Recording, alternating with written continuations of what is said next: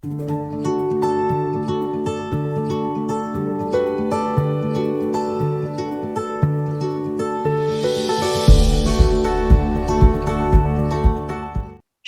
para todos, Javerín. Esta imagen que ustedes ven acá en pantalla, que la coloqué a propósito de la parashá que nos vamos a estudiar hoy, que es la parashá Bait Hanan, que traduce supliqué o rogué. Esta es una reproducción, es como una ambientación de una foto original del Cótel, del Muro de los Lamentos, en la época todavía del mandato británico. Ustedes van a ver acá, no se imaginaba que el Muro de los Lamentos, el Cótel, estaba despejado como lo pueden ver hoy en día. No, señor, esto, aquí había una construcción, habían construcciones, casas común y corriente al lado del muro. Solo cuando el Estado de Israel toma el control, es que todo esto se despeja. Bien, aquí hay judíos en épocas antiguas viniendo aparte del muro que se podía visitar. Había otra parte que ellos tenían hasta basura. Fíjense que aquí esto estaba derruido, no era muy alentador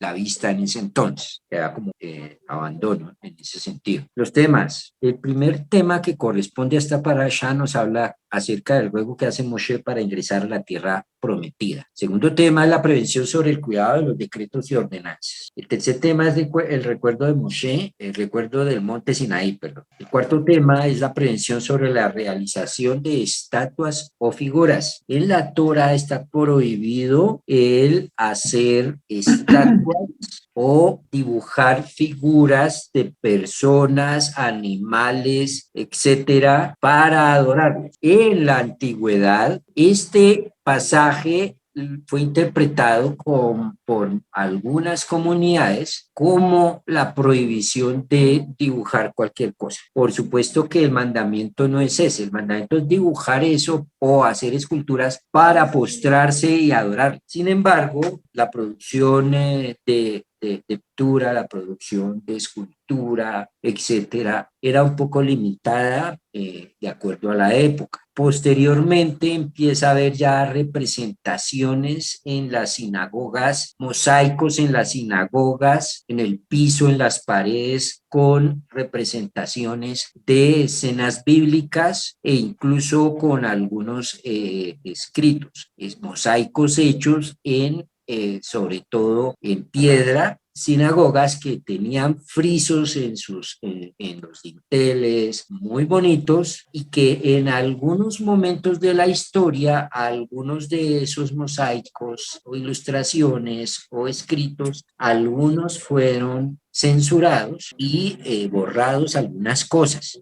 Por ejemplo, hay una sinagoga, pues son los vestigios es decir, los hallazgos arqueológicos de una sinagoga en Israel. Actualmente el gobierno de Israel tiene control de ese espacio. La sinagoga de Susia, donde aparece un mosaico en el piso y está escrito el nombre de Yeshua en el piso de esa sinagoga. Y después cuando hubo la ocupación árabe, musulmana, tomaron control de todos esos lugares y muchos los volvieron incluso mezquitas. Vemos esto en Israel, vemos representaciones posteriores en la época, por ejemplo, el medioevo, donde incluso algunas representaciones, en lugar de dibujar la cara de las personas, dibujaban la cara como animales, pero con cuerpo de hombre, para no ilustrar a la cara de las personas. O otras en las que abiertamente, por ejemplo, aparece la imagen de mujeres desnudas entrando a rescatar a la canástica de Moshe, del río Nilo, etcétera. Pero cuando fue pasando el tiempo, cada vez más se fue abriendo el tema porque era claro que las personas no iban a estar adorando en las sinagogas a las imágenes, sino eran formas representativas para ambientación del lugar. los musulmanes, ellos sí son supremamente estrictos en eso y no hay ningún tipo de representación de imágenes en toda la cultura musulmana. Por eso desarrollaron tanto el tema de la caligrafía y desarrollaron tanto el tema de la geometría en las representaciones de sus vitrales, de todos los dibujos e ilustraciones que hacían, es con imágenes, formas geométricas, pero eran muy estrictos en eso y muchas veces también en los sitios donde dominaban no permitía que se dibujaran. Ahí como ejemplo de un mandamiento que a veces nos llevan a otros extremos y terminan haciendo cosas que no es el espíritu lo que manda Dios en este caso. Siguiente tema, sobre el exilio, sobre los milagros y maravillas que ocurrieron a la salida de Egipto, la recompensa por cumplir los decretos y los preceptos de Dios, las ciudades de refugio, ya hemos estudiado sobre eso, las 10 palabras y el temor del pueblo por la revelación tan elocuente de Dios, el Shema, que es el tema que vamos a ver hoy, los tefilín y la mesuzot, la advertencia de no olvidar a Hashem ante el bienestar, que pues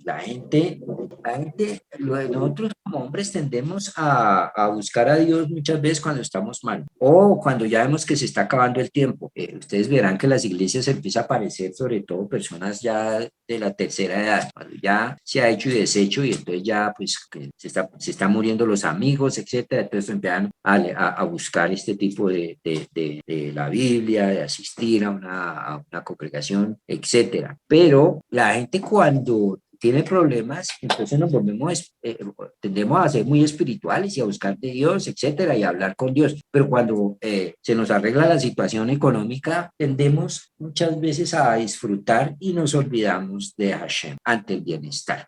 La transmisión de la tradición de padres a hijos es algo que está establecido en la Torá, el capítulo 6, versículo 20 al 25. La advertencia contra la idolatría y la asimilación y la prohibición de matrimonios mixtos. Pregunta de Abarbanel, ¿por qué se empeña tanto Moshe en entrar en la tierra de Israel y alargar sus días? ¿No conoce acaso la grandeza del mundo venidero y la recompensa que esperaría ahí, dando su altísimo nivel espiritual? ¿Por qué no fue aceptada la tefilá? Tefilá es oración, plegaria del más grande de los profetas. ¿Qué esperanza tenemos entonces nosotros al pedir algo a Dios de que no sea concedido para que lo estudien? Devarim 3:23, entramos en tema. Badihanan el Adonai Baed Ahib Lemor. En aquel tiempo yo le imploré a Hashem diciendo, está hablando Moshe, mi amo Hashem Elohim, porque tenemos acá en el hebreo Adonai y el nombre sagrado. Entonces, para ir aclarando cosas. Cuando habla de Adonai, en este caso nos está hablando de la misericordia y de Elohim, nos está hablando del rigor y justicia.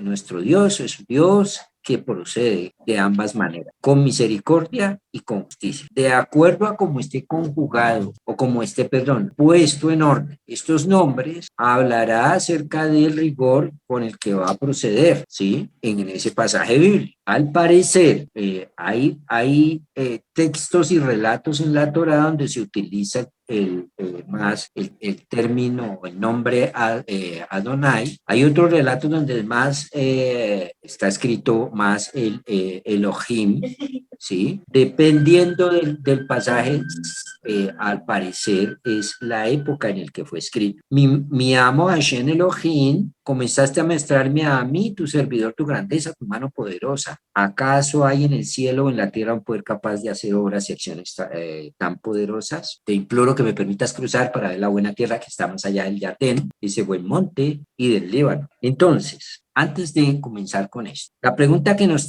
tenemos obligatoriamente que hacer es, ¿por qué Moshe, que era un hombre de un nivel espiritual tan alto, reza y ora intensamente pidiéndole a Dios que le permita entrar a la tierra?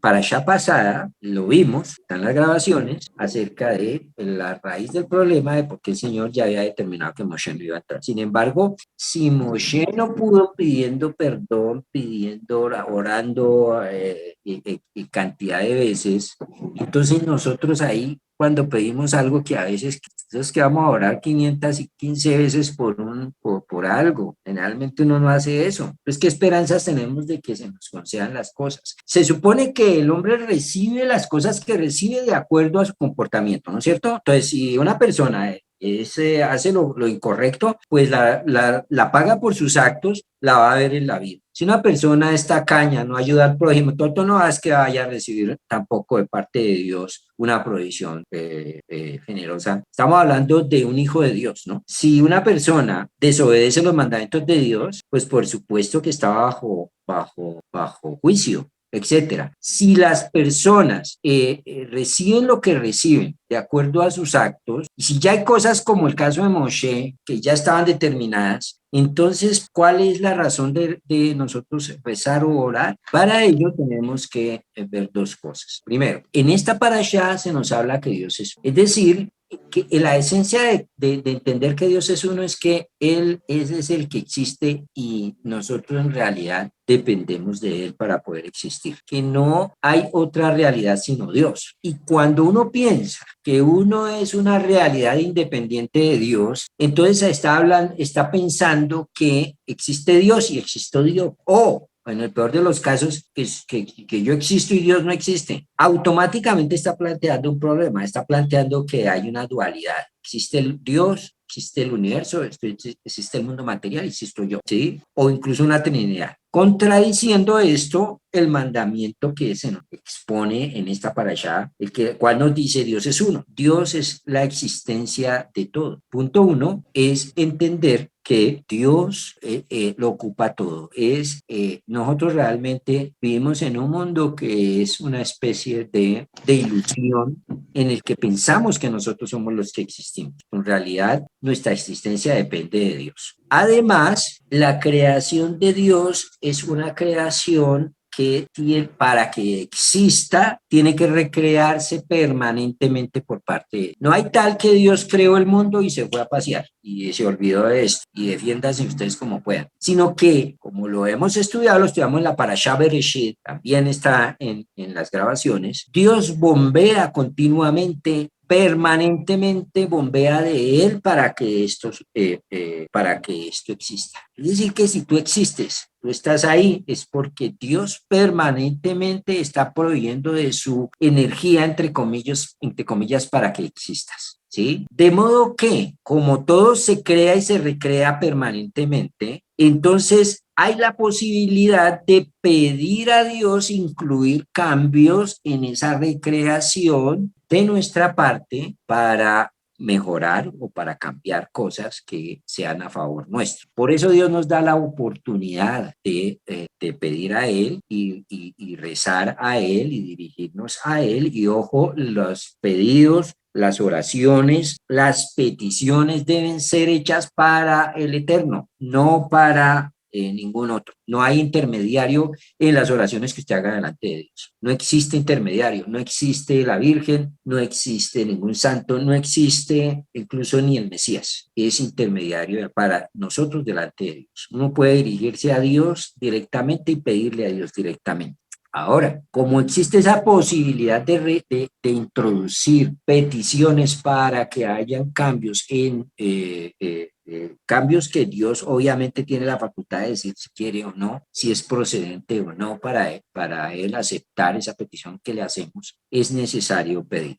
Como entendemos que Dios crea este mundo y que este mundo es como una especie de sensación de que nosotros somos los que existimos. Y esa sensación fue dada, o esa ilusión de que nosotros existimos fue dada para que nosotros desarrollemos una vida en la que, si uno quiere creer realmente que es independiente de Dios, pues viva su vida y se estrelle contra la pared, o que haga el esfuerzo y entienda realmente que Dios es la existencia real y lo alabe y viva de acuerdo a la voluntad de Dios. Entonces, para ello es que vivimos en un mundo así. Pero para proclamarle al hombre, en realidad el que existe es Dios, para eso en esta parashá no fue dada el mandamiento del Shema. Mandamiento de Shema, que vamos ahora sí a empezar a ver aquí en pantalla, el cual nos dice, Shema Israel Adonai Eloheinu Adonai Echad. El Shema en el texto sagrado tiene una particularidad y es que comienza con una Ain más grande y termina con una Dalet más grande que el resto de las letras de Shema. Estas dos van a crear una palabra especial que vamos a ver. Pero es más, el Shema tiene 48 palabras. En la Torah aproximadamente hay 80.000 palabras. Y entre todas esas 80.000 palabras, Dios escogió 48 para que las recitemos 2 veces por día, cuando nos levantamos y cuando nos acostamos, ¿sí? Para que las coloquemos al entrar y al salir de nuestras casas. Por la mañana cuando te levantas y por la noche cuando te acuestas. Y ojo, eso es algo que no es tomando el pelo. Todos los días usted al acostarse debe recitar el Shema y todos los días al levantarse debe recitar el Shema.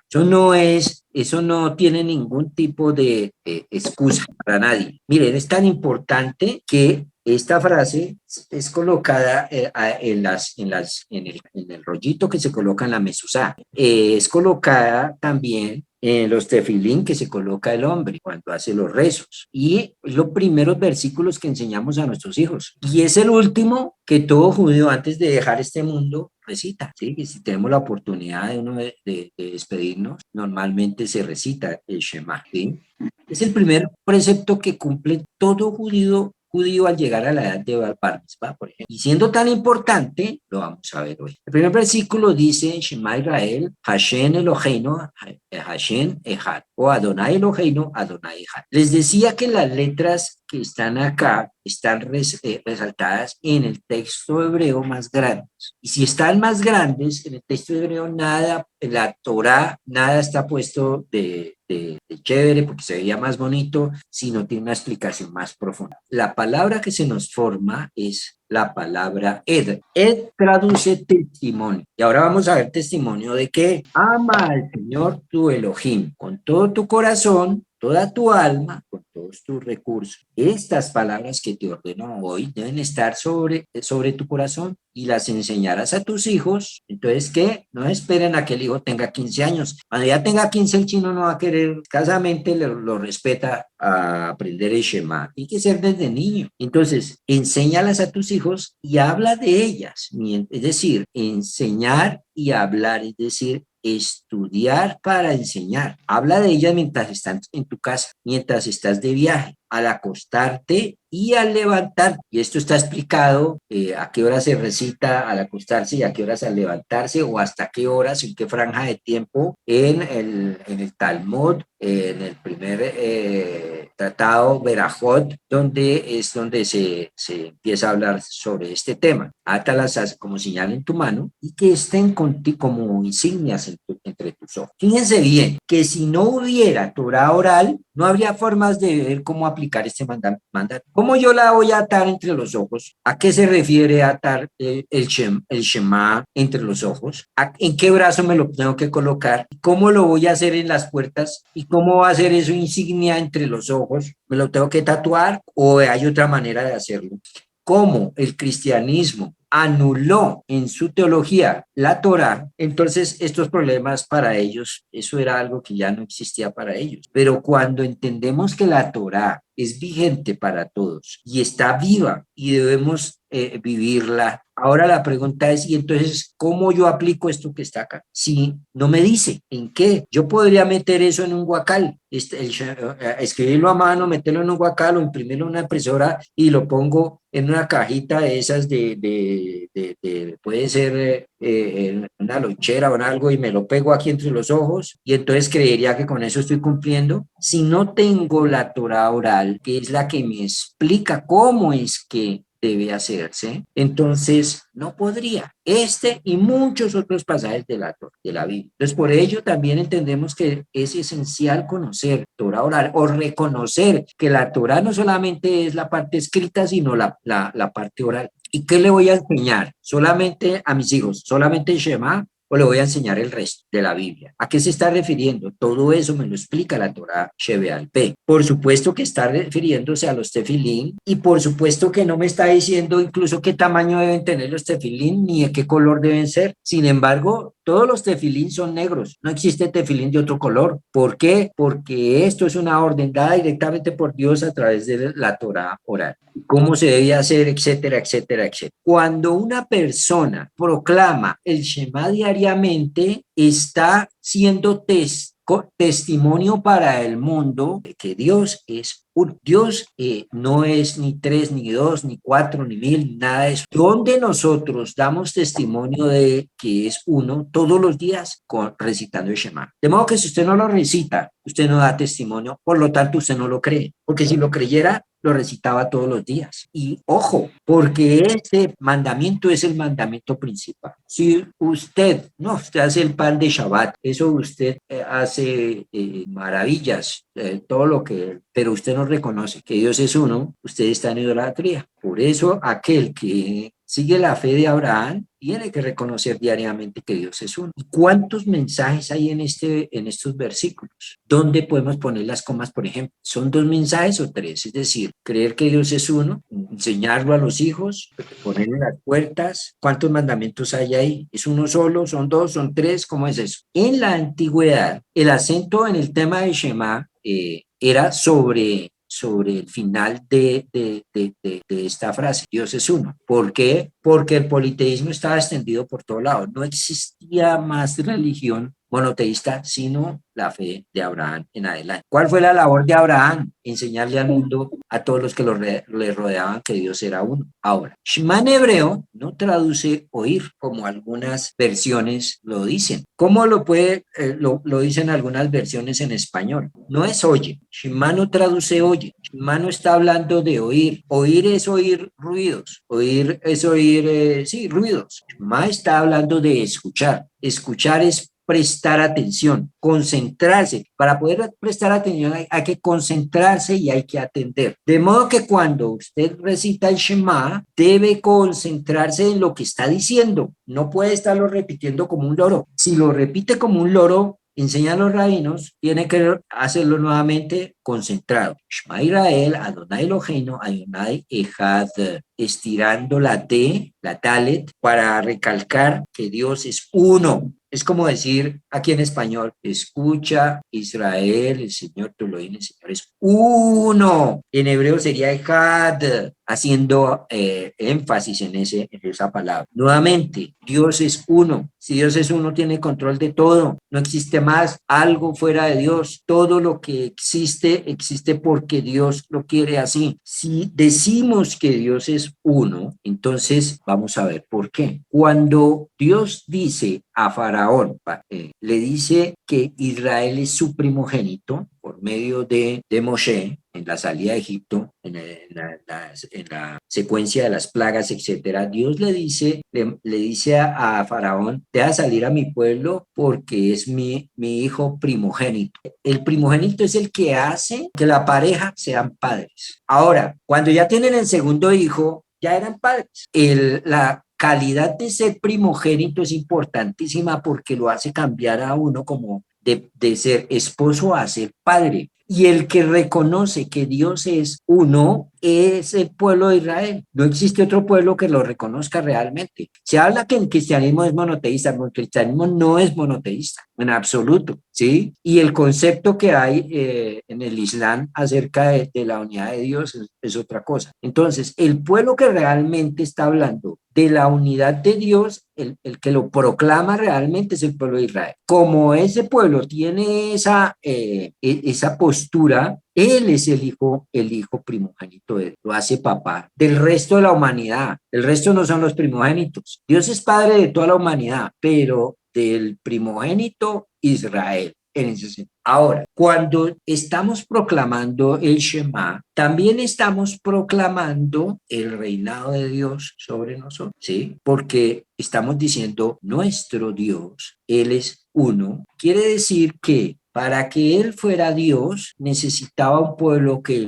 que lo proclamara como su rey. Para que él fuera rey, necesitaba un pueblo que lo proclamara como rey. Un rey no puede ser rey sin reino. Y no existe otro pueblo que lo proclamara él como rey. El pueblo de Israel, al proclamarlo como el Dios único, el Dios uno, lo reconoce como el Padre y como el Rey del universo. Claro, Dios es Rey del universo, así los otros pueblos no lo reconozcan, pero teniendo al pueblo de Israel como su primogénito y como su súbdito, entonces ahora se puede proclamar el reinado, ¿sí? Y cuando estamos hablando que Dios es uno, no es lo mismo decir que Dios es único a decir que Dios es.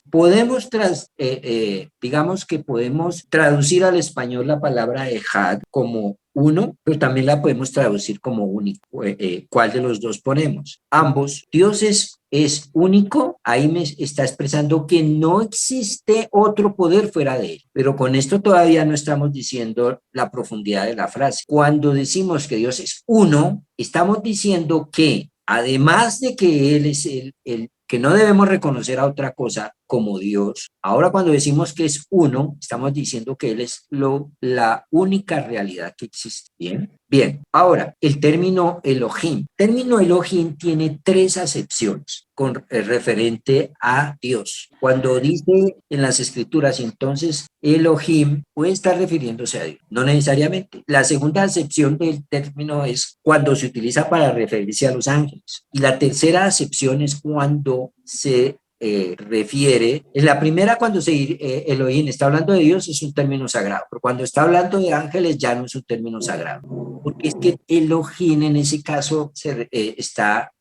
refiriéndose a una autoridad espiritual, ¿sí? Como un ángel. Por ejemplo, el Satán es un Elohim desde ese punto de vista, porque es un ángel del mal, pero es un ángel, pues es un Elohim. Entonces uno cuando lee las escrituras, Elohim no puede traducir todo, siempre que le hace Elohim como Dios. Hay que ver el contexto a qué se está refiriendo. La otra acepción es cuando se utiliza para referirse, y tampoco es sagrada, a los jueces o a los reyes. Lo vemos muchas veces en los Salmos, por ejemplo, donde el rey David llama Elohim a los jueces. Bien, entonces, resumiendo, podríamos decir que el término Elohim se refiere a aquello que es lo más elevado, lo que está por sobre todo, lo más importante. Es por eso que en el Shema decimos Hashem Eloheinu Hashem Echad. Entonces no se trata de que el Eterno es solo Dios nuestro y no de los demás, sino que quiere decir que es que para el pueblo de Israel el Eterno es lo más importante. Es el valor más supremo, lo más alto de nuestra escala de valores, lo más trascendente de nuestra pieza. Ahora, si no es lo más importante, entonces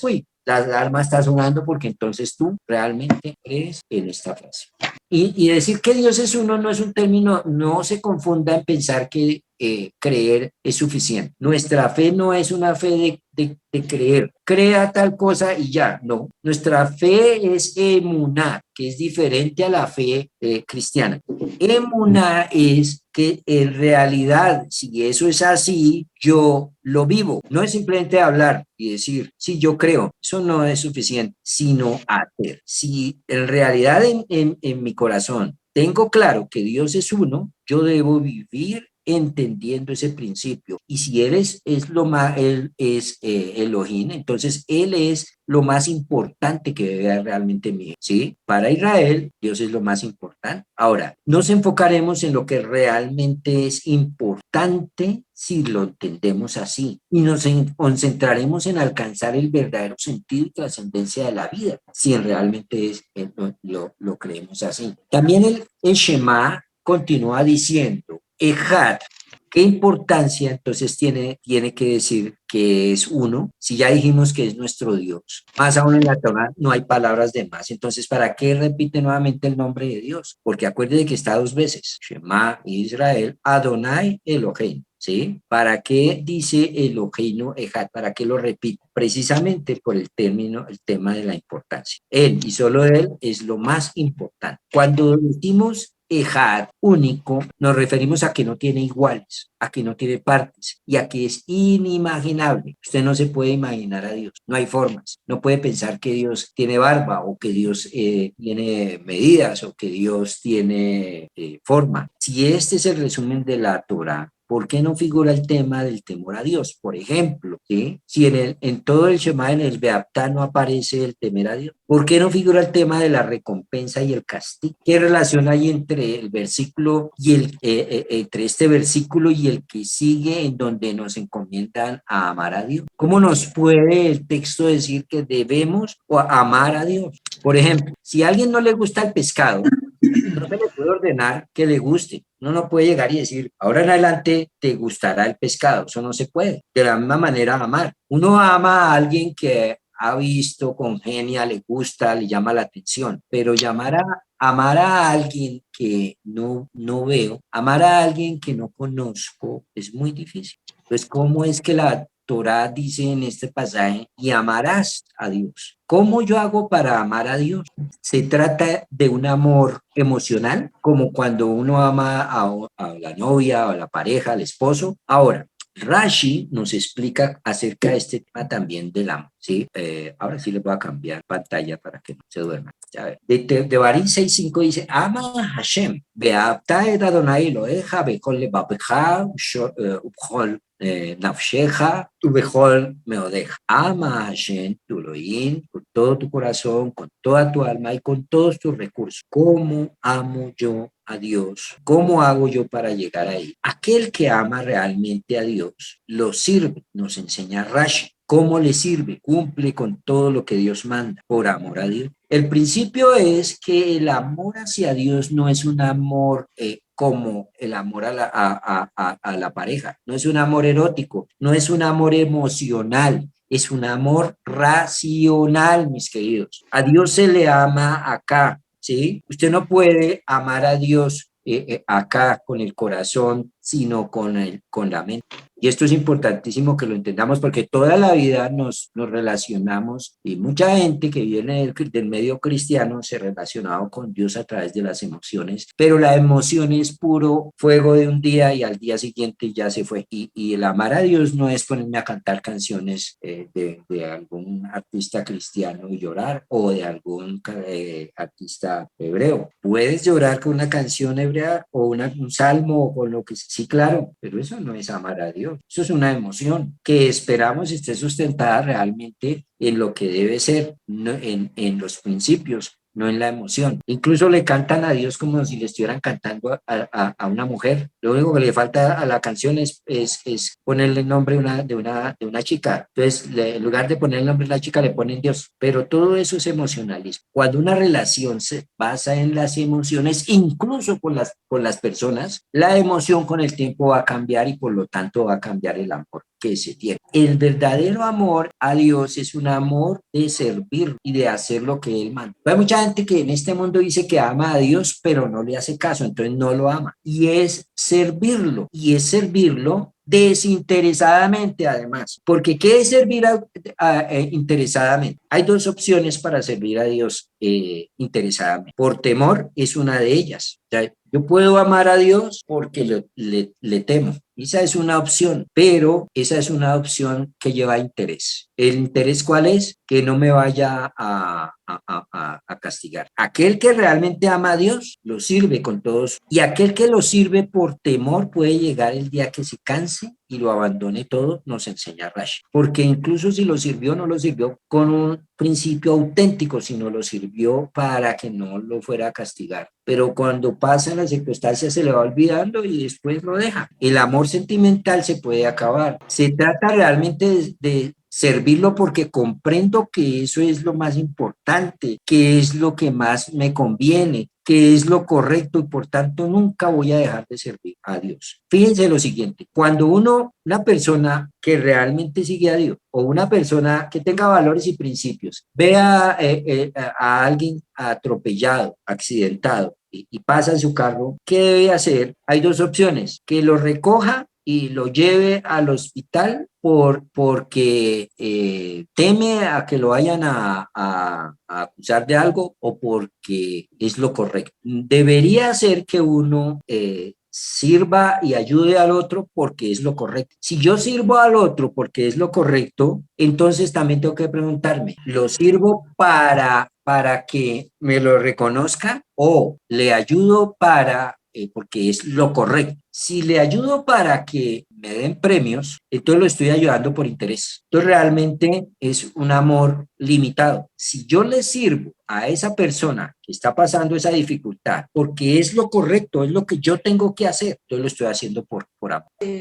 Cuando yo hago lo que Dios me manda en su Torah, porque es lo que es correcto y lo que es lo que tengo que hacer en con mi vida, entonces lo estoy sirviendo por amor, ¿sí? En el Sefer Hamizbot, que es un libro que escribe Maimónides, el primer mandamiento que estudia es el de Dios, el de que Dios existe. De hecho, en el decálogo que también se ve en esta parashá, se comienza con ese enunciado, ¿sí? Yo soy tu Dios. Luego, Maimónides nos explica que Dios es uno. Y la tercera mandamiento que empieza a estudiar es el amar a Dios, ¿sí? Cuando el individuo reflexiona realmente acerca de la perfección de la creación y los preceptos, inmediatamente es invadido por un gran placer. Y ese placer que se siente es el amor a Dios, dice Maimón. Sigue diciendo, la sabiduría de Dios la podemos percibir al observar la creación, la perfección del universo, las leyes naturales, la genética, etcétera. También observando su Torah, la bondad, la justicia, la sabiduría de sus leyes. Es como una bola de nieve. Cuando más lo conozco, más lo amo. Cuanto más lo amo, más voy a querer un ser. Y ahí está el tema. Por eso, en el Shema no aparece ni recompensa ni castigo. En el Shema dice, debes amarlo sin interés, ni porque te vayan a dar cosas, ni porque te van a castigar, sino porque es lo correcto, seguirlo y amarlo a Él. ¿Hasta cuánto debe amar a Dios? ¿Cómo se puede medir la intensidad de ese amor? Debe ser similar al amor emocional, como un enamoramiento, tal como el hombre está enamorado de una mujer, piensa en ella en todo momento, así debe ser el amor a Dios. Pensar en Él al levantarse, al acostarse, al caminar, al estar en casa, etcétera. Pero ¿cómo vas a pensar en Dios? Pensar en su Torah, en sus palabras, en sus enseñanzas. Si usted tiene la cabeza, pensamientos permanentemente de los temas que está estudiando la Torah, su mente es una mente que está limpia. Pero si en su cabeza tiene pensamientos vacíos, pensamientos que no sirven, pensamientos lujuriosos, etcétera, entonces usted realmente no está utilizando su mente y su ser para amar a Dios. Entonces, esto va a compaginar. ¿Cómo yo he de amarlo? He de amarlo con estas palabras. Así lo dice en el texto. Dice, con todo tu corazón, con toda tu alma y con todos tus recursos. Esa es la forma en lo que yo tengo que hacer para amarlo. Pero, ¿cómo? Entonces el versículo que sigue enseñándoselas a tus hijos, hablando de ellas, que estas palabras que yo te ordeno, ¿sí? Entonces, para amar a Dios hay que estudiar estas palabras que Dios me ordena. ¿Y cuáles son estas palabras? La Torah. Usted no puede amar a Dios si usted no estudia si usted no estudia la Torah, si usted no estudia a los sabios del pueblo de Israel. Porque el amor a Dios, nos lo dice el versículo, es estas palabras que yo te ordeno, enséñaselas a tus hijos. Y para poder enseñarlas tienes que estudiar. Y cada uno a su nivel, algunos en un nivel más reducido y otros en un nivel más amplio. Eso no es lo que se va a medir delante de Dios, sino el esfuerzo que usted le invirtió al estudio de la palabra. ¿Sí? El que está muy sobrado, entonces tiene que esforzarse más para cumplir. Y el que le falta mucho y el que le es muy difícil memorizar o entender, tiene que esforzarse a su nivel y ambos en su nivel se tienen que esforzar para cumplir la voluntad de Dios, de amar y de conocer. ¿Cómo yo puedo conocer a Dios? Cantando, poniendo la grabadora a todo volumen y cantando canciones y levantando las manos y haciendo así. ¿Eso es amar a Dios? No. Amar a Dios se logra penetrándose con el estudio. Por eso es que el versículo anterior dice, lo amarás con todo tu corazón. ¿Qué es con todo el corazón? La palabra corazón, Behol, Lev, está hablando no de este corazón. En la antigüedad se estaba refiriendo a el pensamiento, al intelecto. La herramienta más poderosa que tiene el hombre es el intelecto, que lo diferencia con respecto al resto de la creación. Cuando dice con el corazón, tienes que amarlo, poner al servicio tu mente, al servicio de Dios. ¿Y cómo es? Pues estudiando. Hay gente que dice que ama a Dios, hay hartos que aman a Dios, pero cuando uno les dice, vamos a estudiar un poquito, les proponemos, reunámonos y estudiamos un par de horitas a la semana para analizar poco más este tema o profundizar en ello. Entonces nos van a decir que no pueden, que tienen que trabajar, que te proponen, y bueno, listo, entonces le proponemos hacerlo el domingo. Y entonces nos dicen que es el único día que tienen libre, y nos dicen que no puede porque tiene que ir con los amigos y que salir con la familia. Entonces le proponemos un tiempito durante el almuerzo y nos dice que tampoco pueden, ¿sí? Y entonces la pregunta que uno tiene que hacer es, ¿en realidad esta persona se ama a Dios? ¿Qué clase de amor es ese? ¿Un amor que no quiere saber nada del que ama o el que dice que ama? Entonces eso es falso. En verdad no hay amor a Dios. Una cosa es decir y otra cosa es hacer. El amor se ve en los hechos, en la práctica. No hay amor de vallenato, no hay amor de canciones, de llorar. ¿Cuántos tipos no le lloran a la mujer a las chicas y les juran que las aman y a la vuelta de la esquina la están traicionando con otro? Así es con Dios. El amor hacia Dios no es de hablar, es de hacer. Es que si yo lo amo, entonces tengo que conocer, ¿sí? Es un amor intelectual, para lo cual hay que amarlo con todo nuestro ser. Poner al servicio nuestra capacidad. Si podemos, si tenemos la capacidad y el tiempo para ver cosas que nos distraen, que no vamos a tener tiempo para el que supuestamente debemos amar. Es por este motivo por el cual dice, amarás a Dios. No lo dice en forma imperativa, ama a Dios, sino debes amar a Dios o debes llegar a amar a Dios. Pues esta acción es una consecuencia natural del versículo anterior. Si hemos comprendido que Dios existe, que es lo más importante y que es lo único, entonces la manera más sensata de relacionar es querer apegarnos a Él, conocerlo más y estar ansiosos por hacer su voluntad. Estaremos enfermos entonces de amor hacia Hashem. Y luego continúa el versículo diciendo, con todo tu corazón, que ya lo expliqué, no se refiere a la parte emocional, sino a la parte racional. Para ello, entonces, si te cuesta trabajo, te vas a demorar más leyendo un librito, pero le vas va a poner a funcionar ese cerebro al servicio de las cosas de Dios. Ojo, no es para saber más, es para aplicar lo que vamos aprendiendo.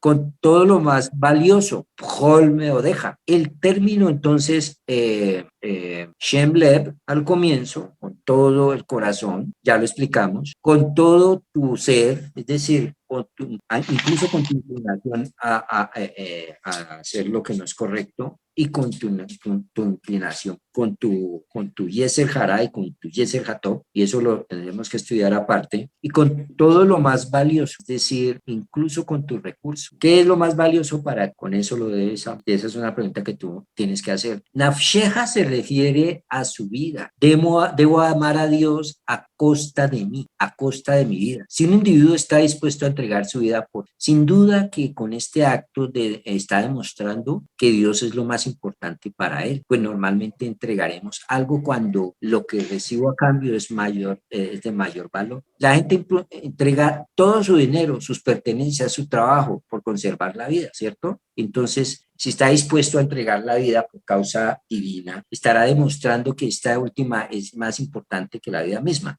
Ahora, no se le pide que llegue a tanto, pero si lo más valioso para usted, por ejemplo, tiene mucho esfuerzo en conseguir el dinero, parte de ese dinero debe ser para amar a Dios. ¿Cómo? Haciendo obra, dándole al necesitado, dándose de acá, aprendiendo Torah, invirtiendo en la educación suya y en la educación de sus hijos en la parte de la Torah. Meodeja quiere decir literalmente con las cosas que te son caras. Se refiere a amar a Dios aún sobre todas aquellas cosas que son importantes para ti. Antes ya nos mencionó con el pensamiento, con la vida, con las cosas más importantes objetivamente, y ahora nos agrega todas aquellas cosas que son importantes para cada individuo aún subjetivamente. Es por eso que algunos lo traducen como con tu dinero, pues normalmente la persona lo que más ama es su dinero y se sacrificará por él. Y decimos dos veces, al acostarte y al levantarte, pues es lo primero y lo último que hago en el día. Bueno, por último, estas ideas también tienen que estar selladas y atadas a mi cuerpo. Por eso es que se nos habla del tefilín. Vemos que la Torah tiene mucha fe en el ser humano. Le exige un nivel muy alto y muy altruista. Y es así y debe ser así. ¿Sí? Estos versículos nos hablan de la relación en nuestra vida diaria con este concepto, es decir, cómo vivir y ser coherentes en esa verdad sabida y expresada. Bien,